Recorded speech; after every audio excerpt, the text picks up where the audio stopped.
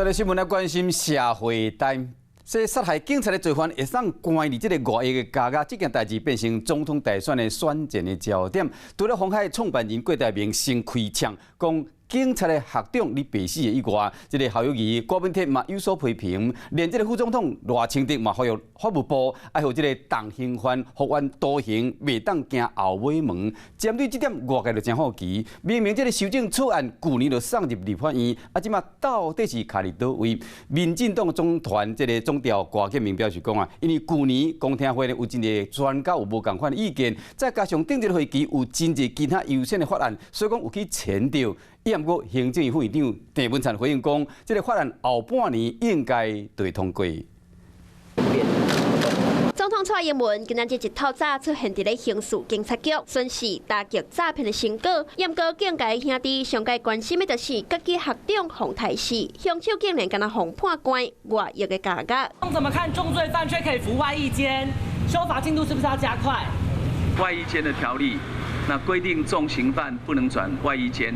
我想这个是非常有共识的，在下个会期，9月份就会进入立法程序，我们希望快点完成。行政院的副院长发出希望赶紧来修法，严格动刑犯关外役的家家，唔那打击到警察的士气，外界嘛质疑相关法律的标准。鸿海创办人郭台铭在这里面册顶悬郭文章，每讲111年就召开修法的公听会，民进党占较侪人的立法院说一直拢无动作，就连副总统嘛看袂落。希望矫正署应该对外清楚说明，该修法杜绝这个情形，就应该要修法。就是现行的法令哪里不对，拿出来修，就这样。我倒觉得这样，我们要相信制度，不要相信个人。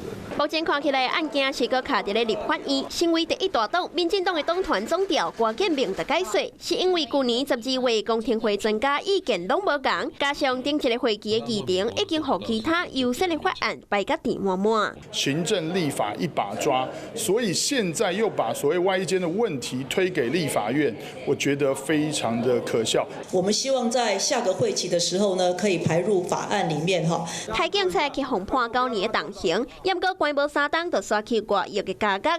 修法了后，后续要如何处理已经刷去外役家家的动刑犯，法务部就要讲互清楚，才会当互社会继续信任法律。